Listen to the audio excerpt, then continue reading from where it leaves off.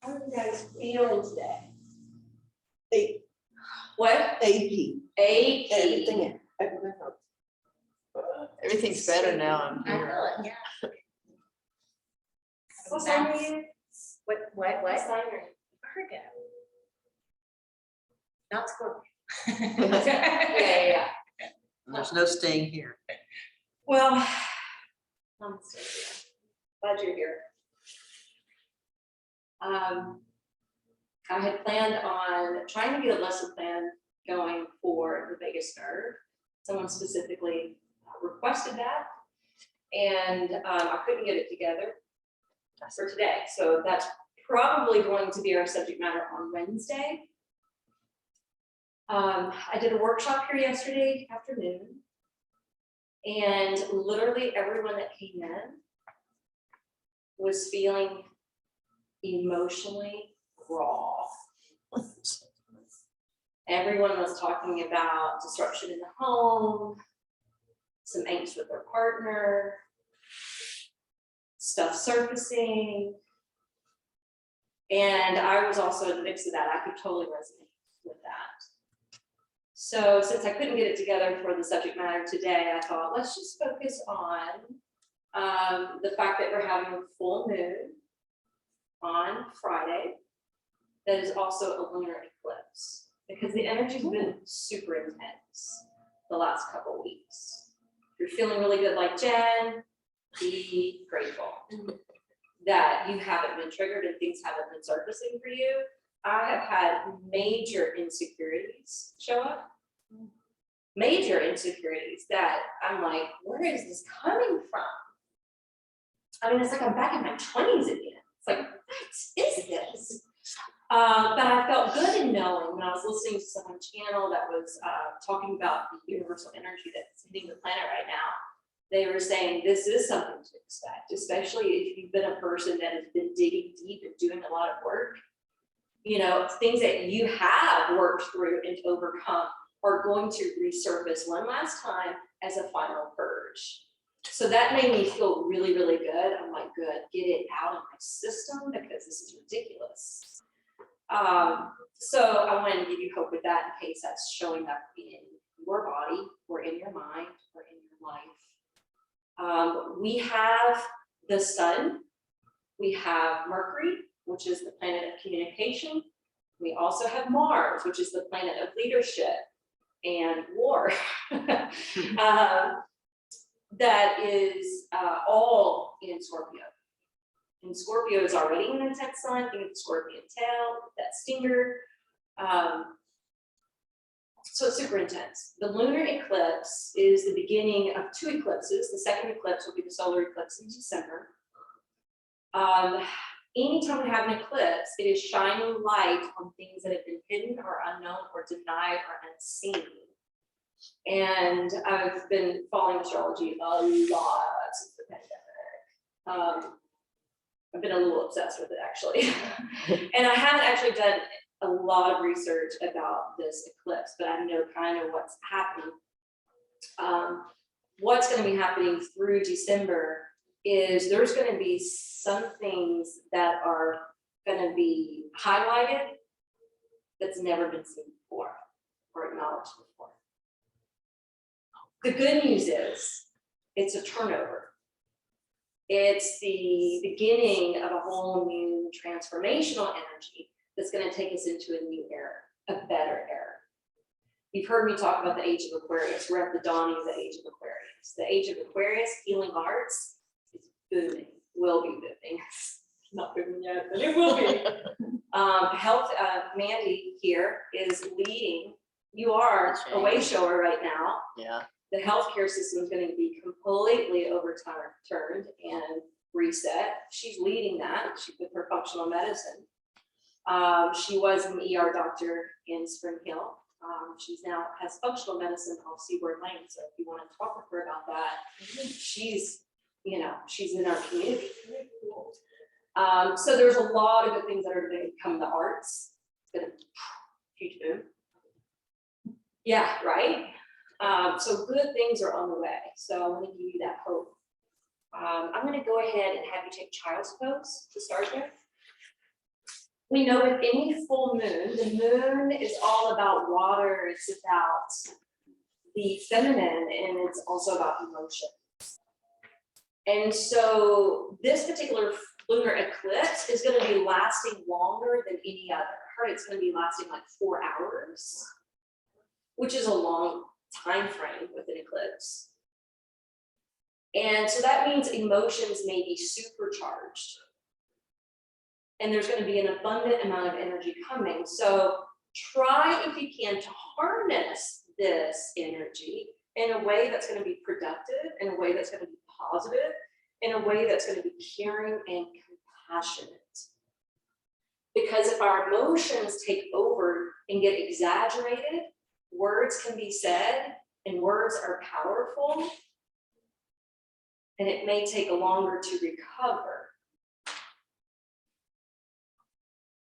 So while you're in child's pose, go ahead and create your own version of child's pose, whether it's arms wrapped around the body, spine gently rounded, or arms extended before you. Whatever feels more comfortable in the now. And take some deep breaths in and out through the nose. As you close your eyes and go within, just reflect. What, if anything, has been propping up to the surface? What has been showing up in the light of your awareness? Within your psyche, within your heart, your body. And know that you've come here for good reason. Yoga and meditation helps to create inner alchemy. It can help to transmute some of this energy, and we can learn how to harness some of this energy and use it in a positive way.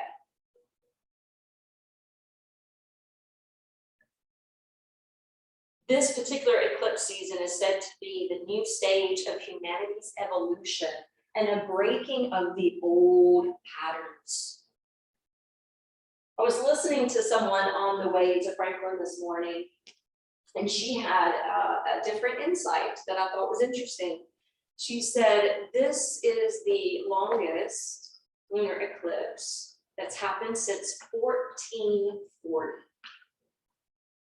I wasn't around in 1440, and I'm not a big history buff, but she was sharing in the 1440s is when slavery began. And this eclipse season is breaking the pattern of humanity's enslavement.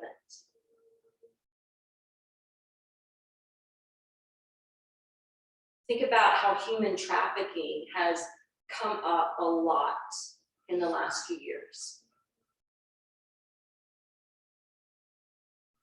Think about how all these documentaries and information has been coming out about how technology and social media is addictive and has a certain amount of mind control over humanity. Think about all the information that's out there that's getting spun, and we don't even know what is true or false. The good news is this will be the dawning and beginning of the eradication of any of this type of manipulation and control. I, for one, want to believe that, and that gives me joy, great joy. Let's take one more deep breath. And then on your next inhalation, stretch the arms forward and out. Lift your head up to look down the lane of your mat. Lift your chest a little bit. Splay the fingers wide. Make sure the hands are shoulder distance apart. And just feel how you're lifting the chest, extending through the sternum, and opening up the thoracic area of the back where we tend to hunch and round when we have poor posture. Now, on your next inhalation, slide your hands back maybe a couple inches as you shift forward, and that's a tabletop position. So now the wrists are aligned right up underneath your shoulders. Check back at your knees to make sure they're below or slightly behind your hips. So that way the vertebrae can stay nice and long. Keep the belly hugging in, your shins and ankles pushing down. Create a firm tabletop position. Arms strong, core strong, neck long. And then walk the hands over. So if the top of your mat was a 12 and you were in the middle of a big clock, your hands will go over to the right, facing 1 and 2. So if you're at 1 and 2 on the clock, your right hand will be the short hand. Your left hand's going to extend outwards, and you're going to bow halfway down. When you bow halfway down, you're going to feel or experience a tremendous stretch on your left side body. You're slightly angled towards the front door or towards the shelving that holds the blocks. Now, if you suction cup your hands to the floor, you're pushing your right hand forward and slightly sliding your left hand back. Notice if you're holding the breath due to the gripping, due to the structure or the action involved, and make sure that your breath reigns in priority. On your next inhale, let's gently push through the right hand, slide your left hand back, walk the hands over to the left, where that imaginary 10 and 11 would be. Inhale, extend your right arm. Exhale, hinge down halfway. Put a firm grip in your hands, pushing forward with your left, drawing back with your right. And then return to the breath. Breathing in. Breathing out through the nose.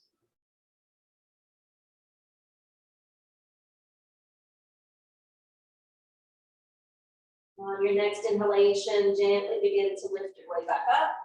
Travel your hands back to tabletop position. Slide back like you're going into extended child's pose. Angle the head so the ears are in between the upper arm bones. And then create longer arms, sliding your hands more ahead so that you feel a deep stretch in the pits of the arms that houses the lymph node, that houses the white blood cells. Take another deep breath in and out.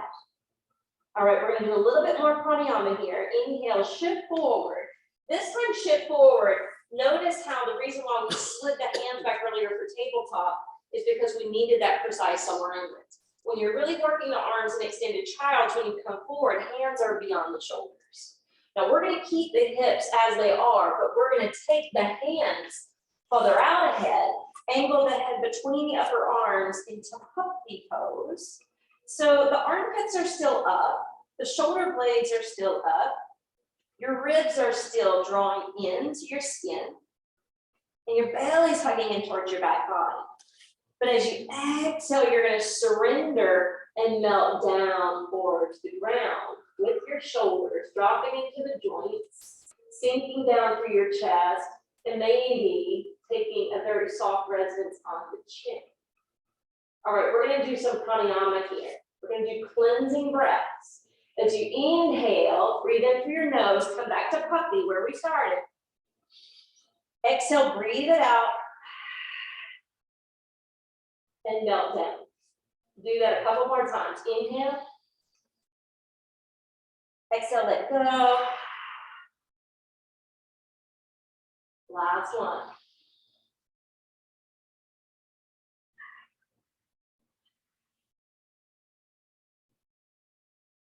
Now turn to rest on the third eye and just be here a moment. The elbows can be resting on the floor here. You're getting a swoop, a sway through your lower back to flush out the kidneys. This is good for draining the lymphatic tissues of the chest, which promotes better breast health. We're stimulating the marma point for the third eye as we rest on the ground. And it's a good reminder to remember that anahata means unstruck or unbroken, especially during challenging times, challenging energy that we're facing. Inhale, gently come up, slide your hands back to where they were when we first brought forward, not the precision of alignment, the hands slightly ahead of the shoulders, curl the toes under, and then launch into downward facing dog. And when you arrive to downward facing dog, splay the fingers wide, press into the balls of the feet so your heels actually float up, your kneecaps are lifting up. Sail the sits bone skyward, and lift your head, release between your arms. And on your next in-breath, travel the feet forward towards the top of the mat. When you root and ground the feet, you can roll down to your Uttanasana. If your hamstrings are sensitive, you can soften the knees. The Iyengar way says if you feel the pull at your sits bones, you really should be straightening the legs. If you feel the stretch and the pull more behind the knees should be bent. Either way, activate the feet, plug them down into the floor with some pressure to ignite the muscles. Let this bowing forward help to refresh in the mind, clearing out any clutter. And on your next inhalation, sweep the arms to your sides and up. When the arms come up to frame the face, you're going to clasp a hold of your left wrist with your right hand. And then really exaggerate the length and extension on the left side body and curve to the right. Inhale up to the top, separate the hands. Take your left hand, grab a hold of your right wrist, full extension, exaggeration of lengthening on the right side, and then curve to the left. Inhale, back to the top, separate the palms, bring them together, and then lower down, back to Uttanasana. Let your head go. On your next in-breath, step your left foot back. And when you step the left foot back, you're going to keep that front knee aligned over the ankle. And as you inhale, when you lift your head up, notice how your back thigh will sink a little bit.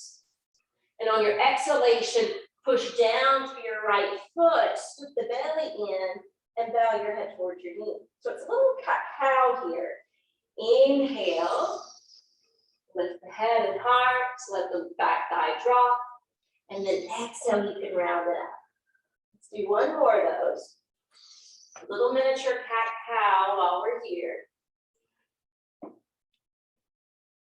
And then return to that lunge position. Palms are flattened, right leg steps back. Exhale, tip forward, lower down to Chaturanga. Inhale, sink your knees, open your heart and throat. Exhale, curl your toes, roll back to Adho Mukha Svanasana. Downward facing dog.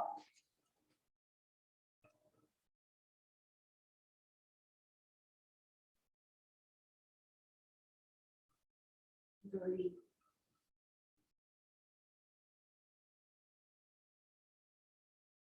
Let calmness, care, and compassion run rampantly and productively into each and every cell and fiber of your being. On your next in-breath, step your left foot forward and up between the hands. Give yourself a helping hand if need be. You can come to the fingertips. You can lift the head. Feel how the right thigh gently drops. And then push a little harder through the left foot. Feel the hamstrings on the front leg fire up as you slightly round in the cat stretch. Inhale. Open up into the room. Exhale. Be a little bit more internal. Good. One more.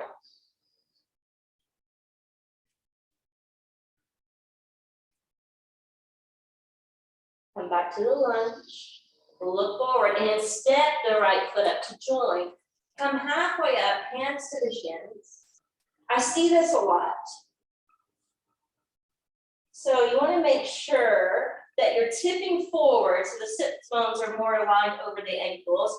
The hands are at the shins, but you're creating that length, that space that we focused on in the thoracic area or that area behind your heart.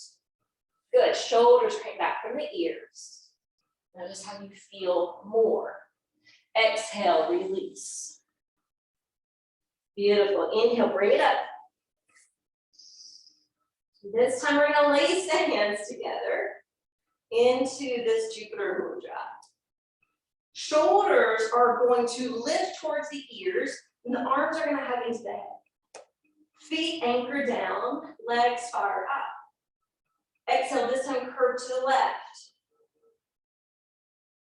Press move with strength and courage, filling up our body cells to face what is ever surfacing in our mind and heart. Inhale, come up to the top. Exhale, curve to the other side. Strength and courage, filling up our body cells to face the challenges of life and this transformational energy. Inhale to the top. Exhale, palms together and fold. This time on the in-breath, we're stepping the right foot back. When the right foot steps back into the lunge, we're gonna keep the head up this time. We're gonna really just focus at the hip region. Inhale, elevate the hips. We're not straightening the front leg. Exhale, we're gonna drop. That's it, just pulse. Inhale, lift the hips. Exhale, drop the hips. That first one, we work more with the spine. Now we're bringing it down a little lower. Good, one more. Beautiful, step back to plank. Shift forward, lower down to your Chaturanga, nice and slow, slow and steady. Inhale when you're ready, up dog. Exhale, rock and roll back, downward facing dog. Pause here in this inverted V shape with your body. Remember, you can use that Ujjayi Pranayama, the victorious breath, to gain victory over the mind. True Roots of Yoga is all about the psychology or the science of mind. Inhale, right foot steps to the front. So instead of the vertebrae, like we did in the first round, we're utilizing the hips. So inhale, the hips lift. Exhale, drop them low. And we're just pulsating up and down as you breathe.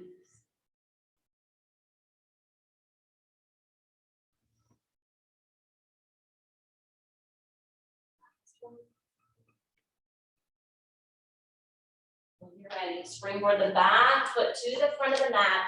We're going to bring the hands to the shins. Ardha Uttanasana. And then release. Pausing here and affirming as you hold. Nothing and no one on this earth can hold me down or back.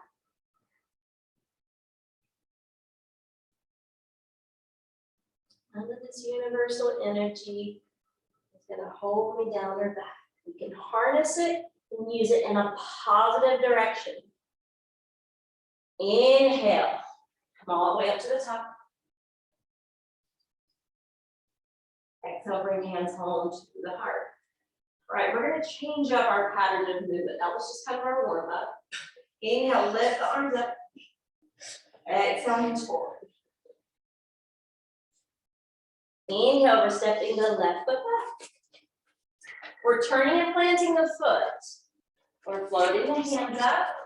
And we're turning in that direction towards the land.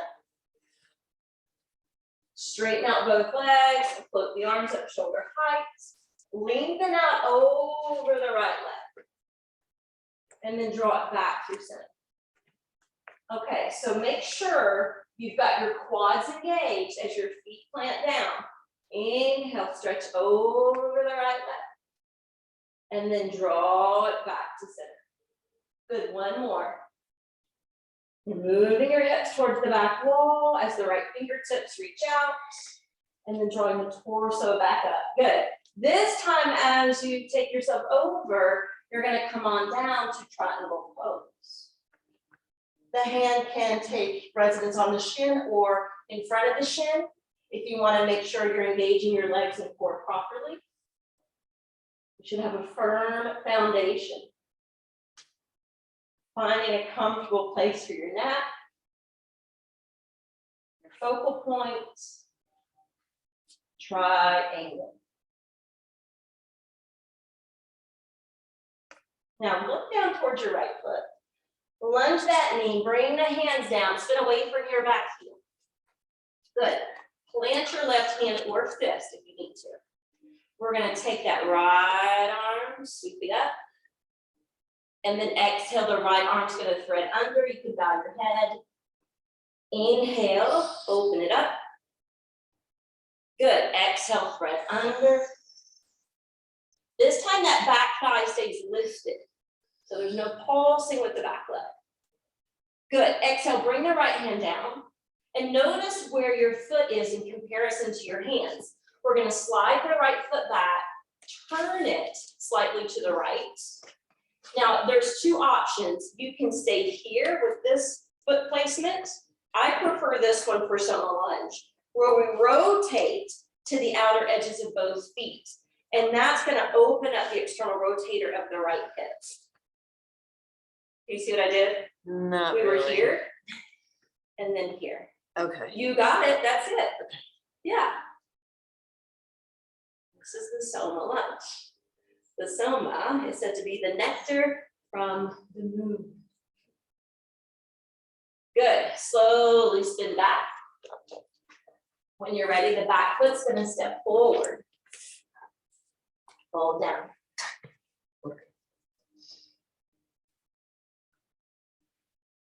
Breathe.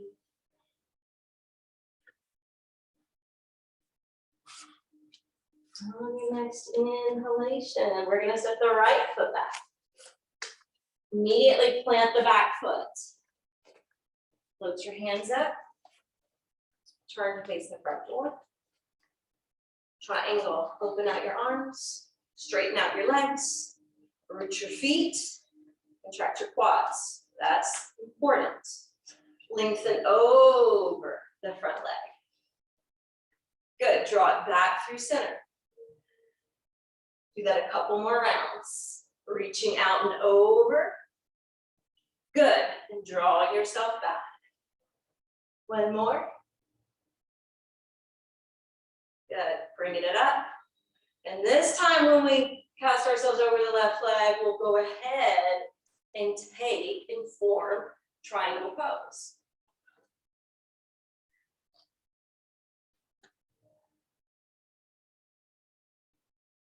See if you can stack the shoulders. Find your drishti point. Imagine your top hand is like an antenna drawing all this divine energy and light codes down into your mind and body. So you can navigate these waters in a positive way. Look down towards the left foot. When you're ready, spin off the back heel. Land your right hand. Inhale. Take the left arm skyward. Notice if you're kind of winging the left hip out, tuck it in, and then sweep the left arm and thread it under the thigh. You can bow the head in here. Inhale, lift your head, turn your neck as you uplift the left hand, and exhale, sweep it under. We'll do one more.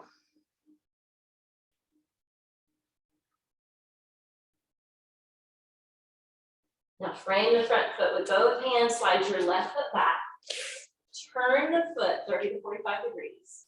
You can be here, maybe this is better for your hip. Maybe you can swivel to the outer edge of the back foot, as well as the knife side, which is considered that outer edge of the front foot.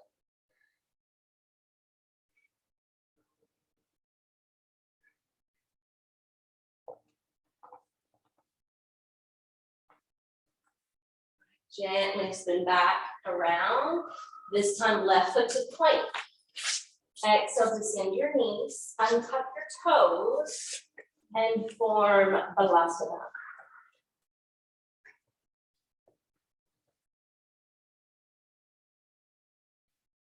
Last week, we focused and ended our practice on the kleshas. The kleshas, which are the mental poisons or the root cause of suffering. And we talked about the final one being the fear of the unknown, the fear of change, the fear of death.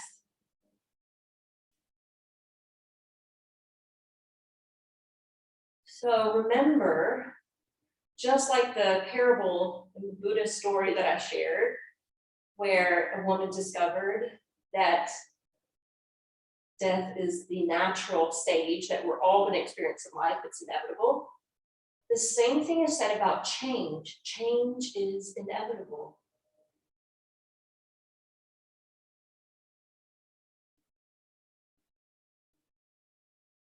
It's important to embrace the changes. We don't like the way the world has been. It's up to us as an individual to start with ourselves first. On your next in breath, send your arms forward and out. Lift your head and heart up. Extend long through that thoracic area. It's also called the dorsal region of the back. Rock up hands and knees. Exhale, return to downward facing dog. Urdhva Mukha Svanasana. This is one of the primary poses for the third eye.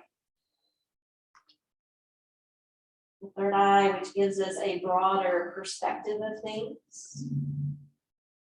Seeing things in a new light, in a new way, at a new angle. However you want to arrive to the mat, return to the top, lift halfway up, create that same extension for your mid-back. Good, exhale, release. Inhale up to the top. This time, we lace the fingers. We roll the wrists back. Now, most of the time when we're doing this, we're basically feeling from the waist up if we're not using our foundation. But remember, foundation is key for all the postures, especially the active postures. So root the feet down, feel the activation through the legs, feel the activation in your midriff, curve to the right. Now this time when you're lifting and lengthening up and out through the hands, see if you can swing your hips to the left, create a little bit more flexion. Inhale, bring it back up. Exhale, curve it, not so exaggerated. Lifting and leaning simultaneously. And then we'll put that exaggeration in the end. So last breath, push into the right hip, create more flexion. Good, inhale to the top. Exhale, palms together and fold. Once you release down, inhale, the left foot's gonna step back, but we're not really bending the front knee very much. And this is where you may perhaps need blocks to come in. You may not need blocks. You might be able to take your hands to the shin or to the floor. I'll give you a moment to figure that out for your body today.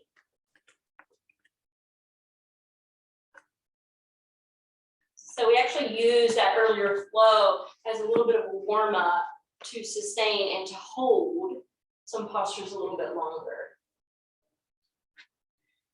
Make sure your quads are defined.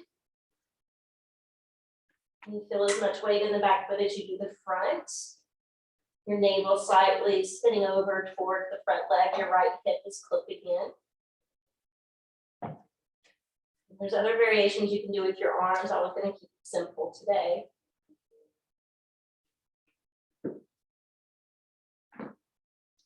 Now slowly start to lift the head, extend back through the spine, lunge the knee, wiggle the left toes back. And once you have that long length in your back leg, pluck your back thigh up. Good. And think of a wishbone here. Think of someone pulling your right thigh forward and think of someone pulling your left thigh back behind you. Good, now you're in a good placement to sink the back knee. Keep the back toes curled for just a moment. Don't you love those big pads? They're great, aren't they? Yes. By the way, I saw them at Marshall's for like, so they were cheap too. They were like $7.99 or something. And it was the one here in Franklin. It was a while back, but they can still have them. All right, untie the toes. Good. Bring the blocks in just in case you need them. The first thing we're going to do is just build up the trunk. Lift the arms. You can press through the right foot to come out of the hips a little bit to make it more active. Using your root block to rise. Using your back shin to ground. If you want to be more yin, you can be more yin and you can sink. All right, exhale. Sink the hips if you haven't already.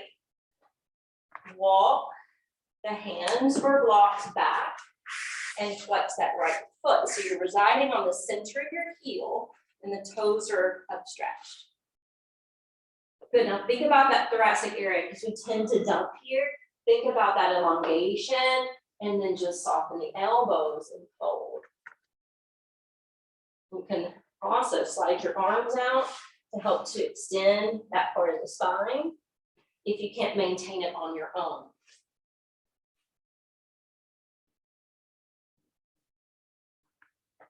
Have Hanumanasana.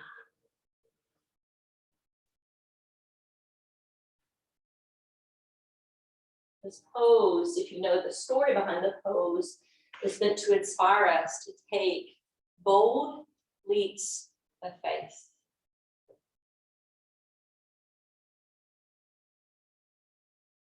A lot of change wouldn't happen if people didn't take risks.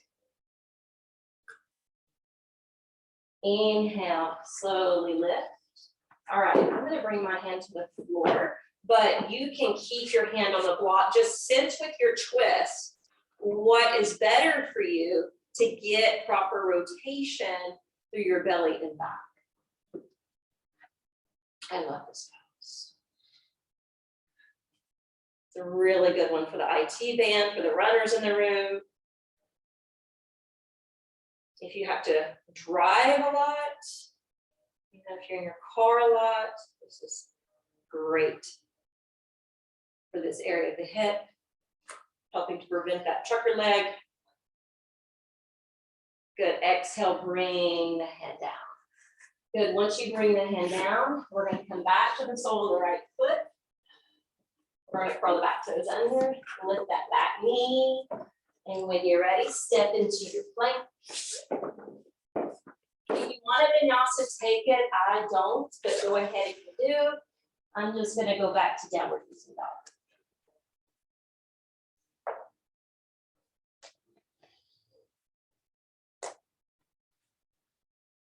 And breathe.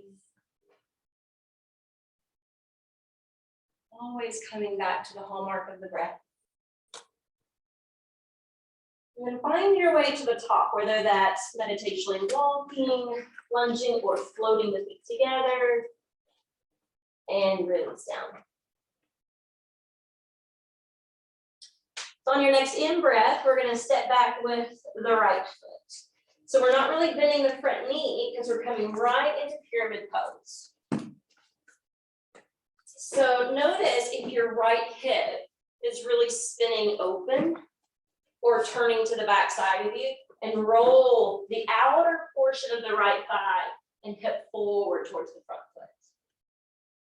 Offset the right foot if you need to get the heel down. Angle the upper body towards the front leg. Define your quads.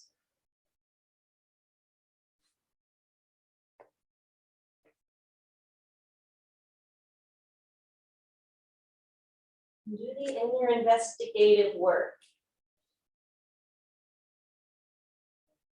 And know that whatever is coming up to your awareness is maybe that final purge, that final healing.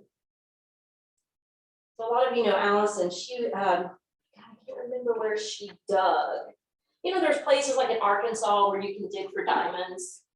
And she had been somewhere where you could dig for crystals, and she had this big, beautiful crystal that she's used for years. She even took it to Sedona with us. And the other day it broke. And she was so upset. And I was like, don't be upset. When a crystal breaks, it's a sign the work is done. All right, slowly lift your head up, lunge the knee, wiggle the toes back. She had never heard that.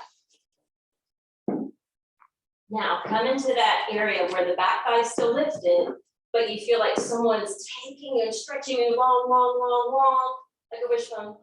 You're not gonna break. And sink the back knee and keep the back toes curled. So while we were talking about that, I said, yeah, one of my crystal balls just broke. Yeah, I was sad about it. But guess what? It broke in a heart, in the shape of a heart. And it made me so happy when I realized it was a heart.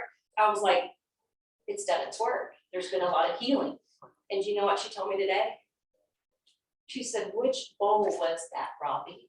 I said, first chakra. And she said, you just healed it. You have no idea how long I've been working with first chakra, getting out of the conditioning from my past. Oh, that felt so good to hear that. It's nice to have spiritual minded friends. Untitled Chapter. Let's bring the blocks in. If you need them, build up. If you want active, sink the hips if you want passive. For benefit to both. Good, exhale, bring the hands. We're gonna flip the foot, stay on the center of the heel, stretch out the front leg. So I'm bringing in variations of both the sun style and the moon style today, since the eclipse works with both the sun and the moon. You can fold.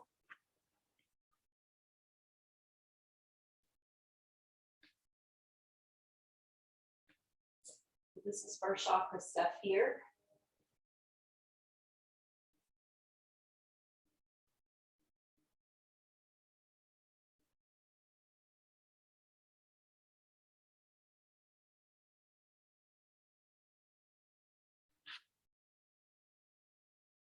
Determine if you want the block underneath your right hand or not. Lift the chest first, and then you're going to take that revolving twist next. Very similar to revolving triangle.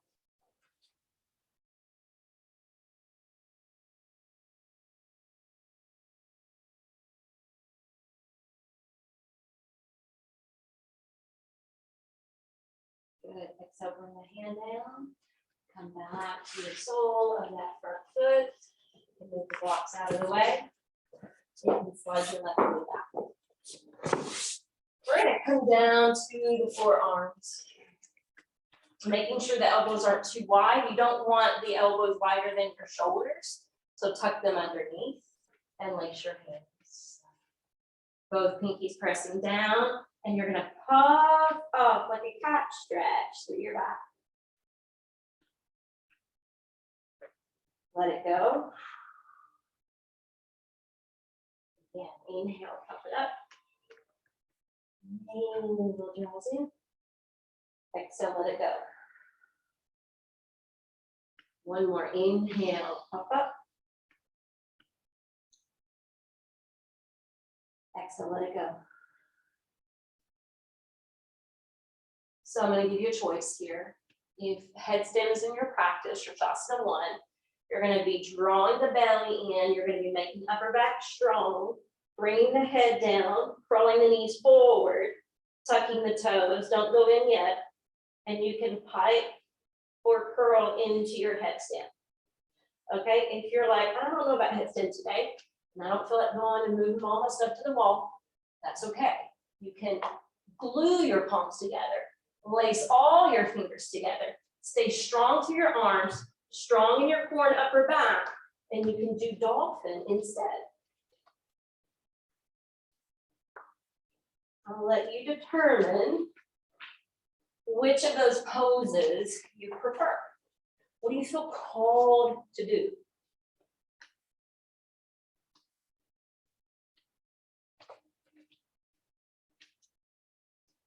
Stay up, keep breathing.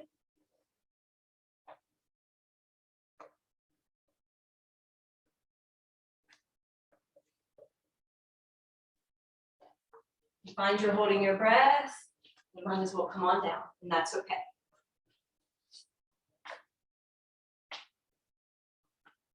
Indwelling place of the moon is said to be the crown of the head. So I wanted to end it with this today, so that we're angled to feed it into that place. You're ready to come down, bring yourself safely, cautiously down to child's pose. So we're ending with the pose we started with. We'll change it for Shavasana in just a moment. Be here first.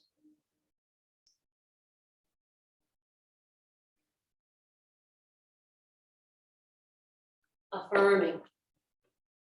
Release now and relax now from all outer involvements into my own inner haven of peace.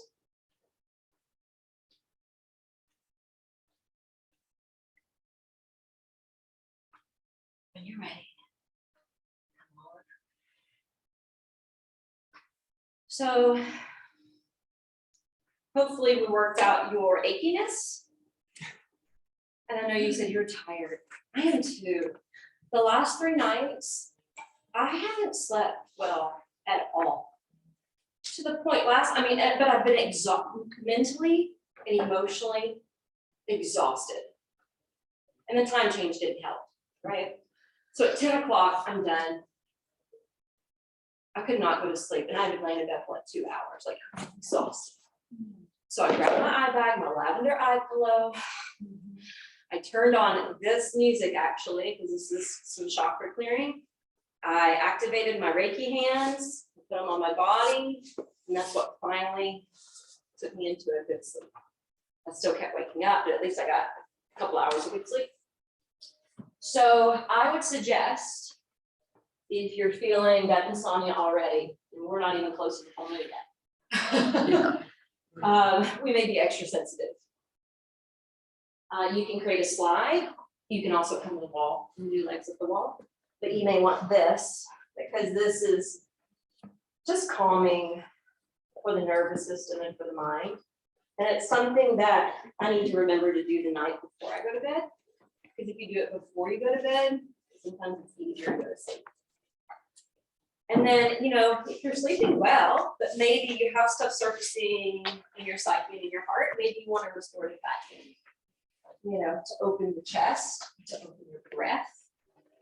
And you may just prefer horse pose.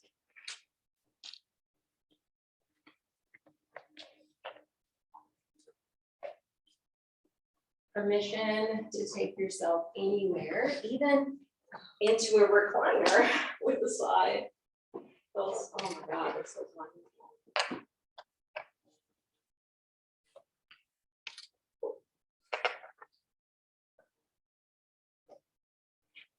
Last week, I shared with you the true roots of Shavasana and the true practice of Shavasana and what it's meant for.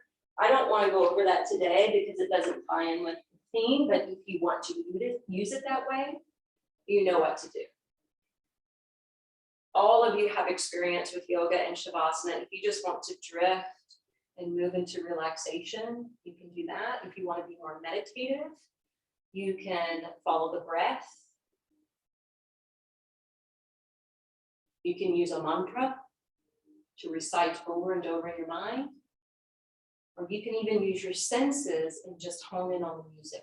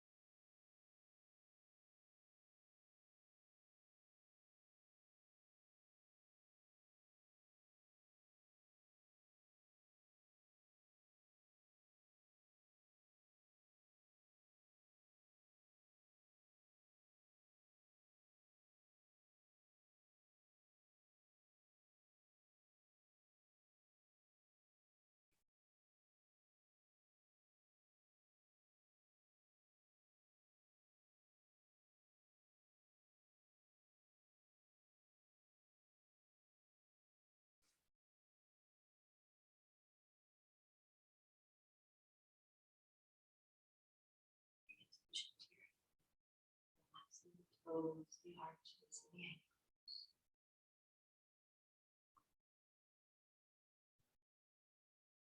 Same attentive nature and relaxation.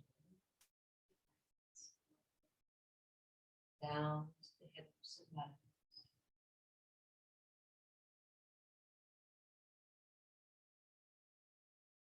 Soften the belly,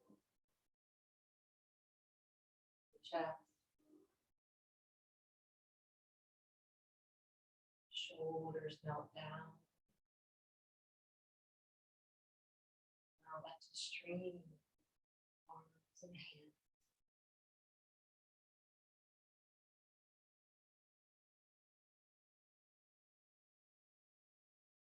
Back body at rest. Weight in your head. Softening your mouth, jaw, sensory organs.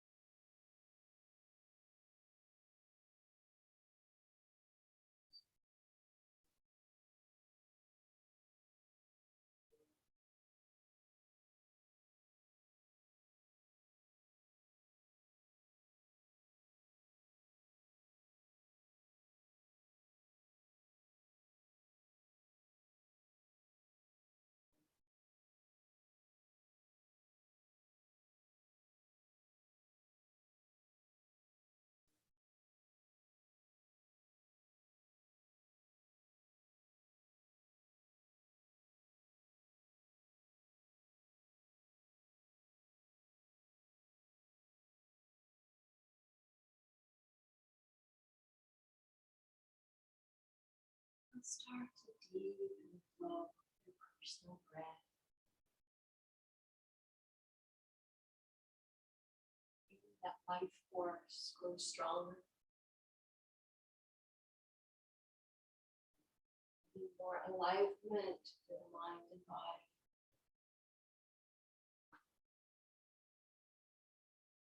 That alignment encourage you to start to wiggle hands, the fingers, the feet, toes. Feel free to create a stretch with your arms. Feel at liberty to curl in next.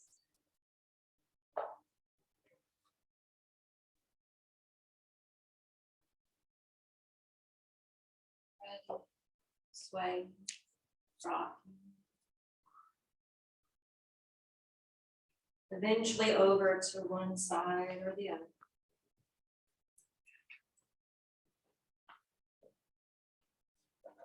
landing there however long you need to before coming up to take a seat.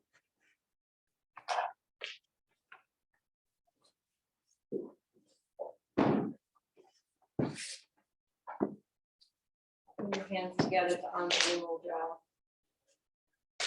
This gesture that allows the left side to meet the right side, and allows the masculine to marry with the feminine. The altar of the heart. This space in the body that holds the highest electromagnetic center inside us, that emits from us, that is our influencer.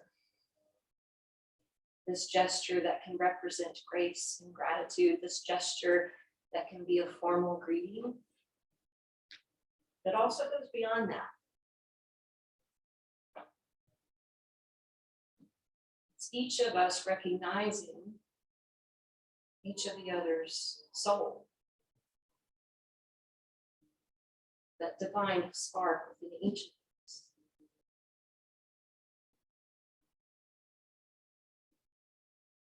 You can notice, you can feel the throbbing of your own heartbeat. Breath coming and going. Notice it's centering.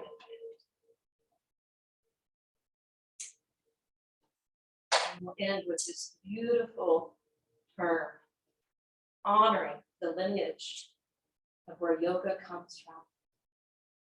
Namaste. Thanks, you guys, for joining in the practice today. I appreciate your attendance and attention, smiles. Have a beautiful day.